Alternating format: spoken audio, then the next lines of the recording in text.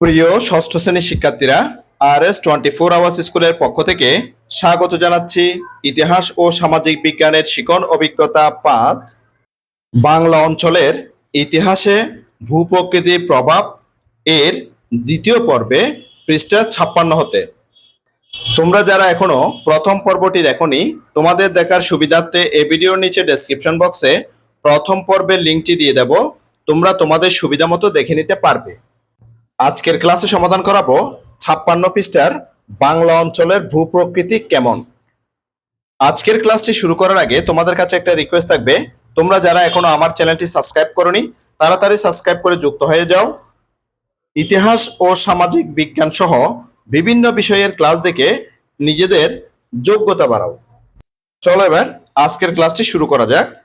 বাংলা অঞ্চলের সীমানা সম্পর্কে আমরা ধারণা পেয়েছি।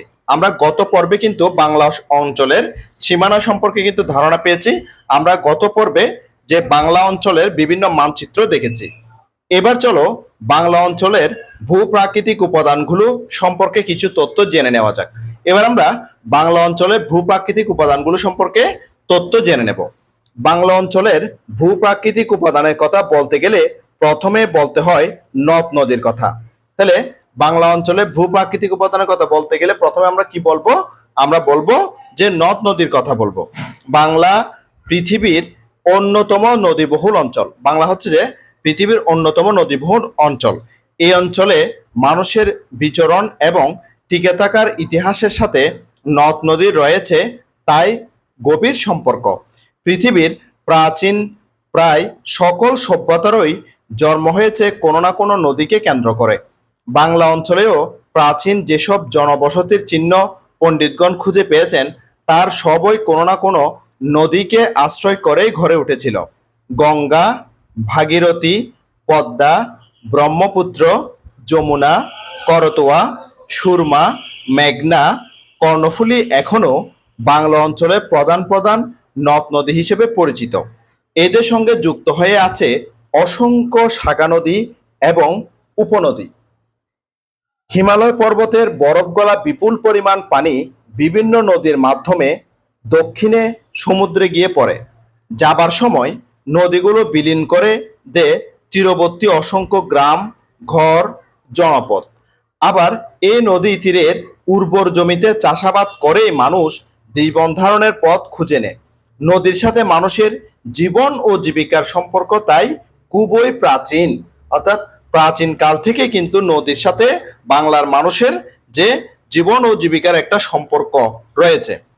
বাংলায় আদিকালে মানুষের বিচরণের যেসব প্রমাণাদি রয়েছে সেগুলো প্রায় সবই নদী তীরবর্তী উঁচুভূমি বা পার্বত্য এলাকায় দেখতে পাওয়া যায়।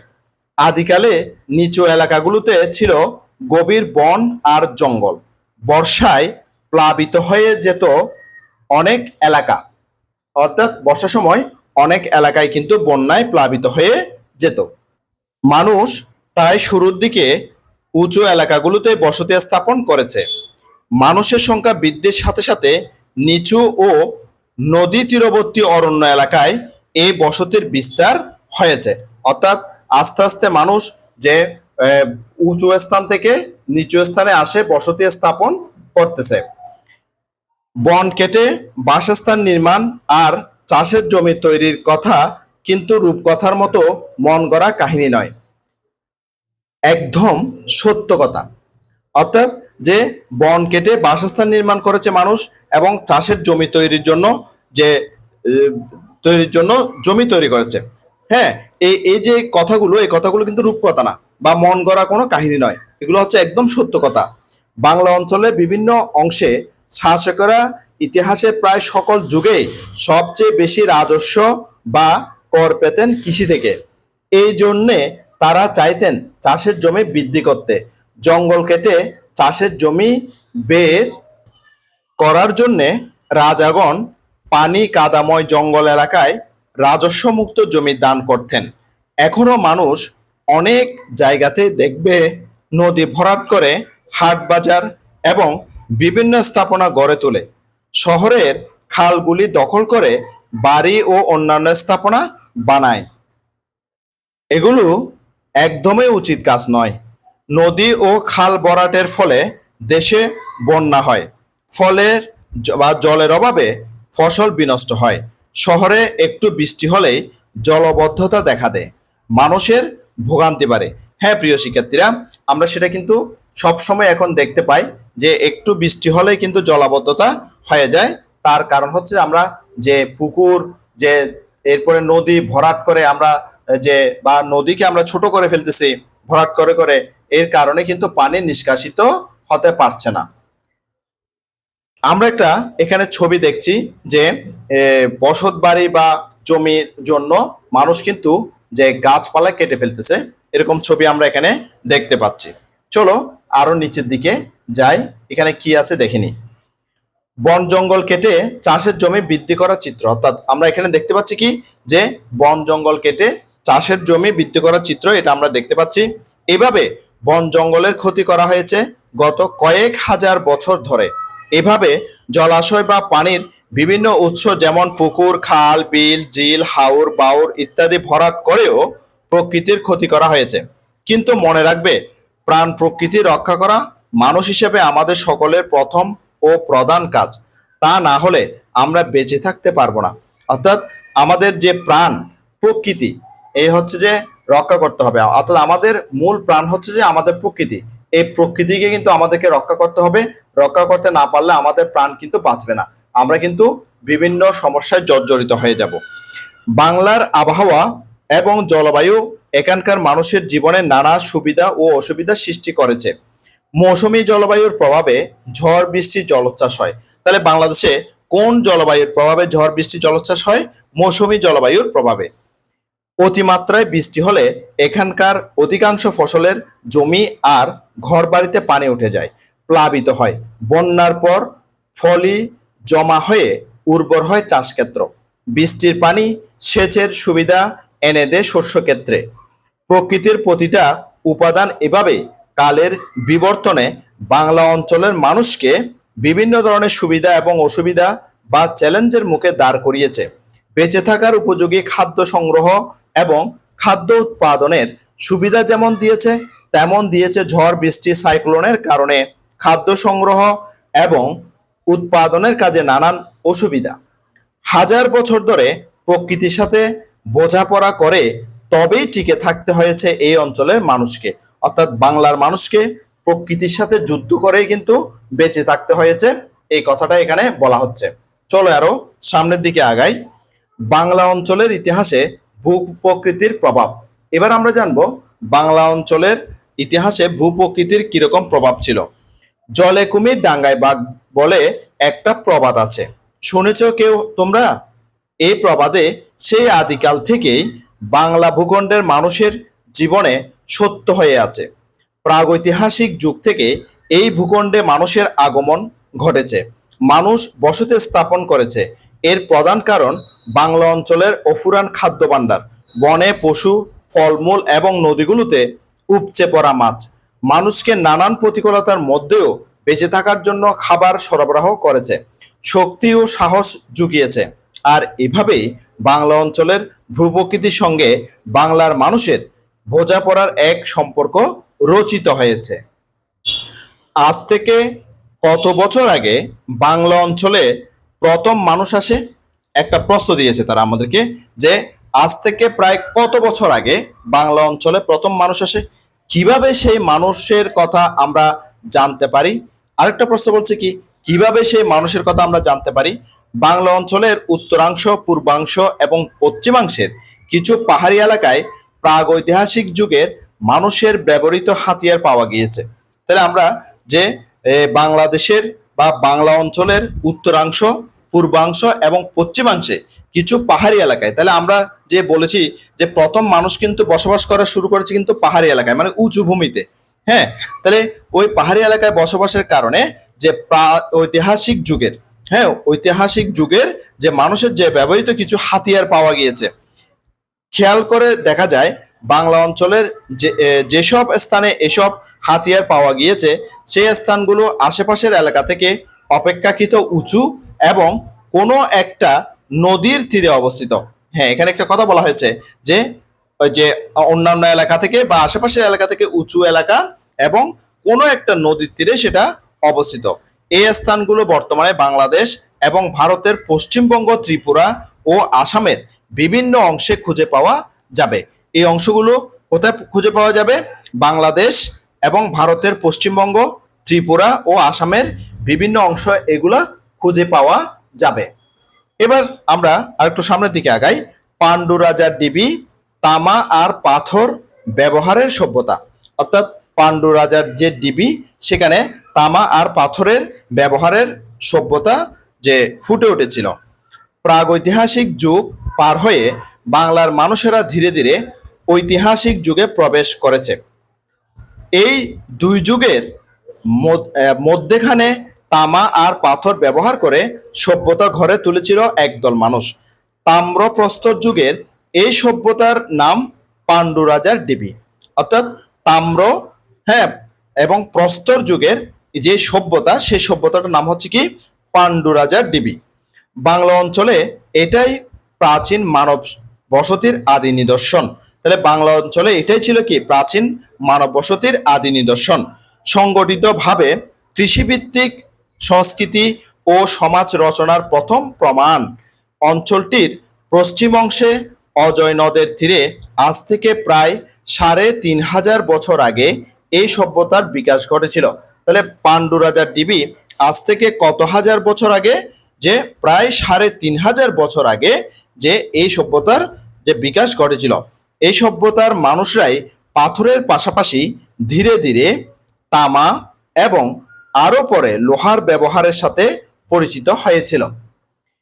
কৃষি, শিল্প ও বাণিজ্য ভিত্তিক অপেক্ষাকৃত উন্নত জীবন ব্যবস্থা তাদের হাতে প্রতিষ্ঠা পায়। তাহলে তাদের হাতে প্রতিষ্ঠা পায় কি? যে কৃষি, শিল্প ও বাণিজ্য ভিত্তিক অপেক্ষাকৃত উন্নত জীবন ব্যবস্থা তাদের হাতে সেটা প্রতিষ্ঠা পায়। পাণ্ডু রাজার ডিবি প্রত্নস্থলটি খুঁজে পাওয়া যাবে বর্তমান ভারতের পশ্চিমবঙ্গ রাজ্যের বর্ধমান জেলায়। এই অধ্যায়ের মানচিত্রে পাণ্ডু রাজার ডিবি প্রত্নস্থলের অবস্থান চিহ্নিত করা আছে। যে হ্যাঁ প্রিয় শিক্ষার্থীরা, আমরা আগের পর্বের মধ্যে সেখানে কিন্তু যে পাণ্ডু রাজার ডিবি, সেখানে অবস্থানটা আমরা চিহ্নিত করেছিলাম। যেটা আমরা ৫৩ পৃষ্ঠার যে মানচিত্রটা ছিল আঞ্চলিক বাংলা ও বাংলাদেশ ১৩০০ সালের, সে মানচিত্রের মধ্যে আমরা এখানে দেখতে পাচ্ছি যে পাণ্ডু রাজার ডিবি এই জায়গাটিতে অবস্থিত। হ্যাঁ, এই জায়গাটিতে সেটা অবস্থিত, আমরা সেটা এখানে দেখতে পাচ্ছি প্রিয় শিক্ষার্থীরা, সেটা তোমাদেরকে দেখালাম। তাহলে আমরা পাণ্ডু রাজার যে ডিবি প্রত্নস্থলের অবস্থানটা চিহ্নিত করা আছে যে মানচিত্রের মধ্যে, সেই মানচিত্রটা আমরা দেখে আসলাম। চলো এবার আরো সামনের দিকে আগাই। প্রত্নতাত্ত্বিক খননের মাধ্যমে পাণ্ডু রাজার ঢিবিতে প্রাচীন মানুষের ব্যবহৃত দ্রব্য সামগ্রীর অসংখ্য নমুনা পাওয়া গিয়েছে। এর মধ্যে রয়েছে টেরাকোটা বা পোড়ামাটির ফলক, আগুনে পোড়ানো হাতে তৈরি মৃৎপাত্র, তাম্র নির্মিত গুটিকা, আংটি, বর্ষি, সুরমার শলাকা, তীরের ফলা, হাড়ের তৈরি সূঁচ, হারপুন, লোহার হাতিয়ার, থালা ইত্যাদি। খননের সময়ে পাণ্ডু রাজার ডিবিতে এক রকমের কালো পাথরের গোলাকার একটা সিল পাওয়া গিয়েছে। সিলের গায়ে প্রাচীন বর্ণমালার মতো কিছু চিহ্ন রয়েছে। এই বিশেষ ধরনের পাথর এবং লেখার সঙ্গে ক্রিপ্ট দ্বীপে প্রাপ্ত পাথর আর লেখার মিল পাওয়া যায়। এই মিলের ইঙ্গিত ধরে ইতিহাসবিদগণ অনুমান করে থাকেন যে আজ থেকে প্রায় ৩৫০০ বছর আগে ভূমধ্যসাগর এলাকার ক্রিপ্ট দ্বীপের সঙ্গে বাংলা অঞ্চলের মানুষের বাণিজ্য যোগাযোগ ছিল। বাণিজ্যের সূত্র ধরে অঞ্চল দুটির মধ্যে খুব সম্ভবত সাংস্কৃতিক যোগাযোগও গড়ে উঠেছিল। তাহলে আমরা সেটা জানতে পেরেছি। এবার আমরা আরো সামনের দিকে আগাই। মহাস্থানগড় বাংলার প্রথম নগর সভ্যতা। তাহলে মহাস্থানগড় হচ্ছে যে বাংলার প্রথম নগর সভ্যতা, সেটা সম্পর্কে আমরা এবার জানবো। পাণ্ডু রাজার ডিবি নিয়ে জানার পর এবার চলো বাংলা অঞ্চলের সবচেয়ে প্রাচীন এবং সর্ববৃহৎ নগর বসতি সম্পর্কে কিছু তথ্য জেনে নেওয়া যাক। নগর বসতিটির নাম হচ্ছে মহেস্থানগড় বা মহাস্থানগড়। আজ থেকে প্রায় ২০০০ বছর আগে বাংলা অঞ্চলের উত্তরাংশে নগর সভ্যতাটি গড়ে উঠেছিল। বর্তমানে এটিকে পাওয়া যাবে বাংলাদেশের বগুড়া জেলায় করতোয়া নদীর তীরে। তাহলে আমরা যে মহাস্থানগড় কোথায় অবস্থিত? বগুড়া জেলার করতোয়া নদীর তীরে। সময়ের সাথে সাথে সেই বসতির মানুষরা নানান অভিজ্ঞতাকে কাজে লাগিয়ে কৃষিভিত্তিক গ্রাম থেকে সুরক্ষিত দুর্গনগরী গড়ে তুলেছিল। এই পাঠের মানচিত্রে মহাস্থানগড় প্রত্নস্থলের অবস্থান চিহ্নিত করা আছে। মহাস্থানগড়ের যে প্রত্নস্থল সেটা অবস্থানটা চিহ্নিত করা আছে এই পাঠের মানচিত্রে। সেটাও আমরা 53 পৃষ্ঠার যে মানচিত্রটি রয়েছে সেই মানচিত্রের মধ্যে দেখো এইখানে মহাস্থানগড়ের যে প্রত্নতত্ত্ব স্থানটি এটা এখানে চিহ্নিত করা রয়েছে। আমরা যে মানচিত্র থেকে মহাস্থানগড় প্রত্নস্থলের যে অবস্থান যে চিহ্নিত করা রয়েছে সেটা আমরা দেখে আসলাম।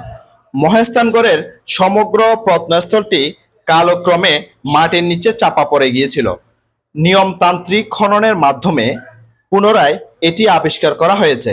মহাস্থানে পাওয়া গিয়েছে মাটির মেঝেসহ মাটির ঘর, বিভিন্ন ধরনের মৃৎপাত্র, চুলা, থালা, গামলা, মাটির দেয়াল, ইটের তৈরি রাস্তা, পোড়ামাটির পাতকুয়া, রূপার বালা ও মুদ্রা, ইটের টুকরো, ব্রোঞ্জের আয়না ও প্রদীপ, ছাঁচে ডালা মুদ্রা এবং পোড়ামাটির চিত্রফলক সহ নানান নিদর্শনাবলী। আমরা এখানে যে মহাস্থানগড়ের প্রত্নতাত্ত্বিক খননে আবিষ্কৃত ইটের তৈরি রাস্তা সেটা আমরা এখানে দেখতে পাচ্ছি। বাংলাদেশ ও ফ্রান্সের প্রত্নতাত্ত্বিক বিদ্গণের একটি দল এগুলো খুঁড়ে বের করেছেন, সেই তথ্যটা আমরা এখানে দেখতে পাচ্ছি। চলো আরো সামনের দিকে আগাই। এখন আমরা আরো একটা ছবি দেখতে পাচ্ছি প্রিয় শিক্ষার্থীরা, দেখো ভালো করে যে এখানে একটা ছবি দেখতে পাচ্ছি। ছবির নিচে বলা আছে দেখো, মহাস্থানগড় ও করতোয়া নদী সম্পর্কে অবিচ্ছেদ্য ছিল। পুণ্ডনগর গড়ে উঠেছিল করতোয়া নদীকে কেন্দ্র করে। নদীটি ছাড়া এই নগর কেন্দ্র বিকশিত হতো না, টিকে থাকতে পারতো না। তোমরা এই নগর কেন্দ্রের সঙ্গে করতোয়া নদীর সম্পর্ক কেন এত ঘনিষ্ঠ ছিল বলতে পারবে? এখনো বাংলাদেশে বেশিরভাগ শহর, গঞ্জ, হাট নদীর তীরে অবস্থিত। অর্থাৎ এটার কারণ হচ্ছে প্রিয় শিক্ষার্থীরা যোগাযোগের ব্যবস্থার কারণে। অর্থাৎ এখানে যে আগে প্রথম দিকে যোগাযোগ ছিল শুধুমাত্র যে নৌকায় করে, অর্থাৎ পানিপথে যোগাযোগ ছিল, আর নগর শহর বন্দরগুলো গড়ে উঠেছিল নদীর তীরে যাতে করে যোগাযোগ করা যায়। অর্থাৎ ওই নদী পথে এসে যোগাযোগ করে শহরগঞ্জে যে ব্যবসা বাণিজ্য করা যায়, বাজার করা যায়, এগুলো এই কারণে যে এগুলো নদীর তীরে অবস্থিত ছিল। নদীগুলোর অনেকগুলোই আর আগের মতো পানি বহন করে না অথবা শুকিয়ে গেছে, কিন্তু পুরানো হাট বাজার গঞ্জ শহর এখনো নদীর তীরেই রয়েছে। হ্যাঁ, আমরা দেখতে পাচ্ছি কিন্তু নদীর তীরে কিন্তু যে শহরগুলো গড়ে উঠেছে, যেমন ঢাকা বুড়িগঙ্গা নদীর তীরে অবস্থিত। হ্যাঁ, ঢাকা শহর কিন্তু বুড়িগঙ্গা নদীর তীরে অবস্থিত এবং চট্টগ্রাম কিন্তু কর্ণফুলী নদীর তীরে অবস্থিত। ঠিক আছে, এভাবে কিন্তু যে নদীর তীরেই কিন্তু শহর বন্দরগুলো গড়ে উঠেছে। নদী যখন তার প্রবাহ পথ পাল্টাচ্ছে বা এক খাত থেকে অন্য খাতে সরে গেছে, বসতিগুলোও স্থানান্তরিত হয়েছে। এখন রাস্তার মাধ্যমে হয়তো যোগাযোগ ও পরিবহন সহজ হয়েছে, কিন্তু আগে যখন নদীগুলোতে সারা বছর পানি থাকতো তখন নদীগুলোই ছিল চাষাবাদ, যোগাযোগ, বাণিজ্যের প্রধান পথ। অনেকটা আমাদের শরীরের রক্তনালীর মাধ্যমে রক্ত প্রবাহ যেমন আমাদের বাঁচিয়ে রাখে, নদীও তার সাধ্যের বৃষ্টির পানি প্রবাহ বাংলাদেশের মানুষ, জমি ও যোগাযোগকে হাজার হাজার বছর ধরে বাঁচিয়ে রেখেছে। নদী কেন্দ্রিকতা আর নদীর উপরে নির্ভরশীলতা ছাড়া বাংলা অঞ্চলে মানুষের বসতি গড়ে ওঠা আগেও সম্ভব ছিল না, এখনো কঠিন। ছবিটি কল্পনা করে আঁকা। সূত্র সাজিদ বিন দোজার চিত্রের রূপান্তরিত রূপ। অর্থাৎ এই ছবিটি যে করতোয়া নদীকে যে তোমার চিত্রায়িত করা হয়েছে, এটা কাল্পনিকভাবে চিত্রায়িত করা হয়েছে। এই নদীর মাধ্যমে মহাস্থানগড় ও করতোয়া নদীর যে একটা অবিচ্ছেদ্য সম্পর্ক সেটা এখানে বোঝানো হয়েছে। আশা করছি প্রিয় শিক্ষার্থীরা সেটা তোমরা বুঝতে পেরেছো। চলো এবার আরো সামনের দিকে আগানো যাক। পরবর্তী পৃষ্ঠায় আমরা আরেকটা ছবি দেখতে পাচ্ছি প্রিয় শিক্ষার্থীরা, সেখানে মহাস্থানের নগরের বাইরের সাধারণ মানুষের জীবনযাপন ও বসতি কেমন ছিল সেই সম্পর্কে দেখানো হয়েছে। এই চিত্রটিও কিন্তু কাল্পনিকভাবে তৈরি করা হয়েছে, তৈরি করেছেন সাজিদ বিন দোজার। এটা কল্পিত চিত্রের রূপান্তর। নিশ্চয় প্রিয় শিক্ষার্থীরা সেটা তোমরা বুঝতে পেরেছো, এটা কল্পনার মাধ্যমে অর্থাৎ বর্ণনা অনুসারে কল্পনার মাধ্যমে ছবিটি তৈরি করা হয়েছে। চলো এবার আরো সামনের দিকে আগাই। বাংলার প্রথম শিলালিপি আর সবচাইতে পুরনো নগর এই সম্পর্কে আমরা এবার জানব। ইতিহাসের আদিকালে রাজারা তাদের শাসন, আইন ও দানের কথা বিভিন্ন শিলাখণ্ড এবং তামার পাতে লিখে বিভিন্ন অঞ্চলে প্রেরণ করতেন। মহাস্থানে প্রাপ্ত লিপিটি এমনই একটি রাজকীয় দলিল। বাংলা অঞ্চলে এমন অনেক লিপি পাওয়া গিয়েছে, আর এখন পর্যন্ত পাওয়া এইসব লিপির মধ্যে সবচেয়ে প্রাচীন শিলালিপিটি হচ্ছে মহাস্থান ব্রাহ্মী লিপি। লিপিটি লেখা হয়েছে 300 সাধারণ পূর্বাব্দে মৌর্য শাসনকালে। যে লিপিতে লেখা হয়েছে তা হচ্ছে ব্রাহ্মী লিপি। একটি গোল পাথরের উপর মাত্র 7 লাইনে লিখিত শিলালিপিটিতে সর্বপ্রথম নগর শব্দটির উল্লেখ পাওয়া যায়। অর্থাৎ এই শিলাটিতে যে সর্বপ্রথম নগর শব্দটির উল্লেখ পাওয়া যায়। আর এখানে 7টি লাইন আছে, এটা তোমাদেরকে মনে রাখতে হবে। এখানে কিন্তু 7টি লাইন রয়েছে। এ থেকে নিশ্চিত করে জানা যায় যে মহাস্থানগড় প্রত্নস্থলের আশেপাশে পুণ্ডনগর নামে বাংলা অঞ্চলের প্রথম নগর এবং রাজধানী গড়ে উঠেছিল। অর্থাৎ এই থেকে আমরা এই তথ্যগুলো পেয়েছি যে যে পুণ্ডনগর নামে বাংলা অঞ্চলের প্রথম নগর, অর্থাৎ বাংলা অঞ্চলের প্রথম যে নগর সেই নগরের নাম হচ্ছে কি পুণ্ডনগর। হ্যাঁ, এই পুণ্ডনগর গড়ে উঠেছিল এবং এই পুণ্ডনগরেই কিন্তু বাংলার রাজধানী গড়ে উঠেছিল।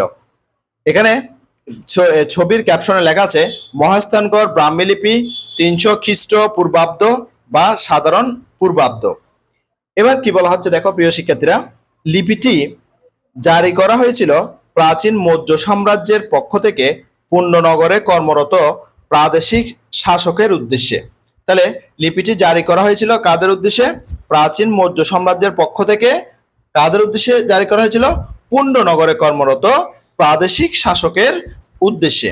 লিপিতে বলা হয়েছে তেল, ডুম, ধান এবং মুদ্রা দিয়ে যেন পুণ্ডনগরের কোষাগার পূর্ণ করে রাখা হয়, যাতে কোনো ধরনের দুর্যোগ, অগ্নিকাণ্ড, বন্যার কারণে শস্য নষ্ট হলে এই ধনভাণ্ডার থেকে মানুষকে সাহায্য করা যায়। এটা যে লিখেছেন, এই কথাটা যে বাংলায় লিখেছেন তিনি হচ্ছেন ইতিহাসবিদ ডক্টর এনামুল হক, বঙ্গীয় শিল্পকলা চর্চার আন্তর্জাতিক কেন্দ্র। উনি সর্বপ্রথম এই লিপিটার বাংলা করেছিলেন। চলো এবার আরো সামনের দিকে আগানো যাক। মহাস্থানগড়ের সমস্ত নগরটি ছিল ইটের তৈরি দেয়াল ও পরিখা দিয়ে বেষ্টিত দুর্গের মতো। এর চারদিকে 4টি প্রবেশদ্বার, প্রতিরক্ষা চৌকি ও ভেতরে পাকা রাস্তা ছিল। জল নিষ্কাশনের জন্য ছিল পৃথক ব্যবস্থা। সব মিলিয়ে দেখা যায় যে এখানে একটি পূর্ণাঙ্গ নগরের উদ্ভব ও বিকাশ ঘটেছিল। ধারণা করা হয় প্রায় 1500 বছর অস্তিত্ব রক্ষার পর কোনো যোদ্ধা, রাজা বা গোষ্ঠীর আক্রমণ অথবা ভূমিকম্পের কারণে নগরটি হয়তো বসবাসের উপযোগিতা হারিয়ে কালক্রমে ধ্বংসপ্রাপ্ত হয়েছে। এবার আমরা আরো সামনের দিকে আগাবো। এখানে জানবো প্রাচীন বাংলার দুটো বন্দর সম্পর্কে। আমরা এবার জানবো প্রাচীন বাংলার দুটো বন্দর সম্পর্কে। বাংলা অঞ্চলের সবচাইতে প্রাচীন বন্দরের নাম হচ্ছে যে তাম্রলিপ্তি। বাংলার এই বন্দর প্রাচীনকালে 8ম শতক পর্যন্ত সারা পৃথিবীতে বিখ্যাত ছিল। বস্ত্রশিল্প সহ আরো নানান দ্রব্য সামগ্রীর বাণিজ্য চলেছে এই বন্দরের মাধ্যমে। বন্দরটির ধ্বংসাবশেষ পাওয়া যাবে বর্তমান ভারতের পশ্চিমবঙ্গের তমলুক জেলায়। সমন্দর নামে আরেকটি বিখ্যাত বন্দর গড়ে উঠেছিল বাংলা অঞ্চলের পূর্বাংশে। বন্দরটি পাওয়া যাবে বর্তমান বাংলাদেশের চট্টগ্রাম জেলায়। বাংলা অঞ্চলের সঙ্গে পৃথিবীর বিভিন্ন অঞ্চলের বাণিজ্য যোগাযোগ স্থাপিত হয়েছিল এই বন্দরের মাধ্যমে। নবম শতকের পর থেকে বন্দরটি চালু হয়।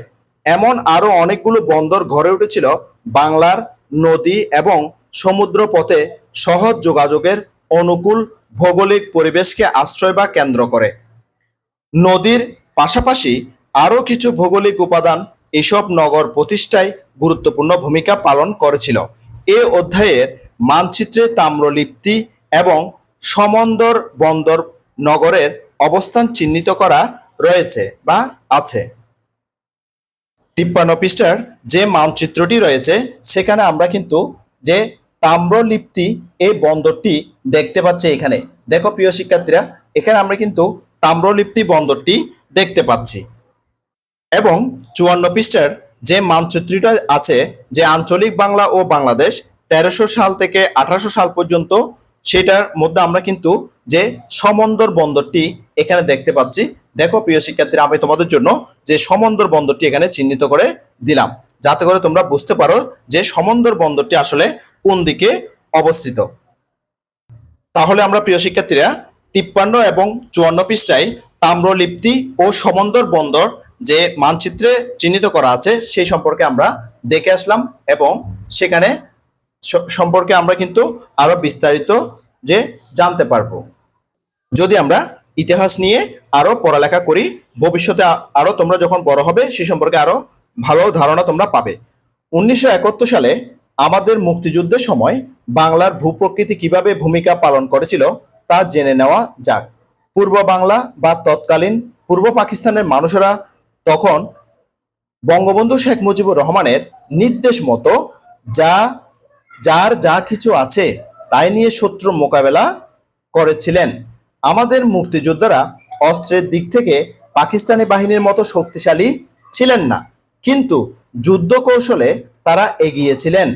জল জঙ্গল বেষ্টিত ভৌগোলিক ও প্রাকৃতিক পরিবেশেই বাংলার মুক্তিযোদ্ধারা জন্মগ্রহণ করেছেন, বড় হয়েছেন। বাংলার জল জঙ্গলে বেঁচে থাকার এই দীর্ঘদিনের অভিজ্ঞতাকে তারা যুদ্ধক্ষেত্রে কাজে লাগিয়েছেন। পানিতে ডুব দিয়ে, বৃষ্টিকে কাজে লাগিয়ে, ঘন বন জঙ্গলের যথাযথ ব্যবহারের মাধ্যমে গেরিলা কায়দায় পাকিস্তানি হানাদার বাহিনীর মোকাবেলা করেন মুক্তিযোদ্ধারা। অপরদিকে পাকিস্তানের ভৌগোলিক পরিবেশ ছিল বাংলা অঞ্চলের বিপরীত। এর ফলে পাকিস্তানি হানাদার বাহিনী খুব সহজেই মুক্তিযোদ্ধাদের কাছে পরাজিত হয়। মানুষ ও প্রকৃতির এই সম্পর্ক এক একটি ভূখণ্ডে এক একভাবে তৈরি হয়। বাংলা অঞ্চলে প্রাণ প্রকৃতির বোঝাপড়ার অভিজ্ঞতা একরকম। ভারতবর্ষ এবং পৃথিবীর অন্যান্য অংশের বোঝাপড়া বহু ক্ষেত্রে আলাদা। পৃথিবীতে মানুষের ভাষা, ধর্ম, সংস্কৃতি অঞ্চলভেদে পৃথক হয়ে থাকে। মানুষের বেঁচে থাকার অভিজ্ঞতাও তাই ভূপৃষ্ঠের ভিন্নতা অনুযায়ী পৃথক। ইতিহাসের সুদীর্ঘ পথ পরিক্রমায় ভিন্ন ভিন্ন ভূখণ্ডে নানান প্রতিকূলতার মধ্য দিয়ে মানুষের এই টিকে থাকার ইতিহাসই আমাদের প্রকৃত ইতিহাস। পৃথিবীতে ভৌগোলিক পরিবেশের বৈচিত্র্য মানুষের দৈনন্দিন জীবন যাপনের ধারাকেও করেছে বৈচিত্র্যময়। ইতিহাসে সংঘটিত ঘটনাগুলো স্থানভেদে তাই নানান রকমের হয়। প্রাকৃতিক পরিবেশের ভিন্নতার কারণেই মূলত প্রতিনিয়ত এই পরিবর্তন এবং রূপান্তর ঘটে। চলো এবার পরবর্তী পৃষ্ঠায় যাওয়া যাক। এবার পরের পৃষ্ঠায় দেখো, একটা আমাদের জন্য কাজ দিয়েছে, আমাদের চারপাশের ভৌগোলিক পরিবেশ। আমরা এতক্ষণ বাংলা অঞ্চলের ভূপ্রকৃতি ও ভৌগোলিক পরিবেশ সম্পর্কে জানলাম। চলো আমরা আমাদের চারপাশের ভৌগোলিক পরিবেশ কেমন তা নিয়ে একটু চিন্তা করি। আমরা কাজটি দলগতভাবে করব। তাহলে এই কাজটি কিভাবে করব? এই কাজটি আমরা দলগতভাবে করব। এই জন্য আমরা 5 থেকে 6 জনের একটি করে দল গঠন করি। দলে আলোচনা করে নিচের 3টি থিমের উপর আমরা প্রশ্ন তৈরি করব। এই থিমগুলো কি দেখো প্রিয় শিক্ষার্থীরা। এক, ভৌগোলিক পরিবেশের উপাদান। দুই, আমাদের সমাজ ও সংস্কৃতির উপর ভৌগোলিক পরিবেশের প্রভাব। এবং 3 নাম্বার, আমাদের এলাকার মানুষের পেশার সাথে ভৌগোলিক পরিবেশের সম্পৃক্ততা।